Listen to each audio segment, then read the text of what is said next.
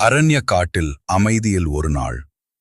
அயோத்தி அரசகுமாரன் ராமர், தம்பி லட்சுமணன், சீதையுடன் தவமாய் வாழ்ந்து கொண்டிருந்தனர். அந்த சமயம் ராவணனின் சகோதரி சூர்பனகை அந்த காட்டிற்கு வந்தாள். அவள் ராமரை பார்த்தவுடன் அவரது அழகும் வீரத்தும் கண்டு மனம் கவரப்பட்டாள். சூர்பனகை ராமரிடம் சென்று, நீங்கள் மிக அழகானவர், என்னை மணந்து கொள்ளுங்கள் என்று கேட்டாள்.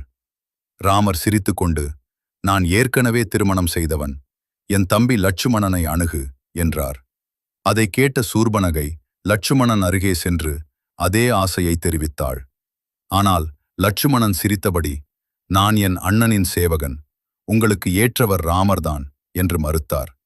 இவ்வாறு இருவரும் அவளை விளையாட்டாக தள்ளிவிட்டதால் சூர்பனகை கோபத்தில் சீதையை பார்த்து பொறாமை கொண்டாள். இவளை நீக்கினால்தான் ராமர் எனக்கு கிடைப்பார் என்று நினைத்து சீதையை தாக்க முனைந்தாள்.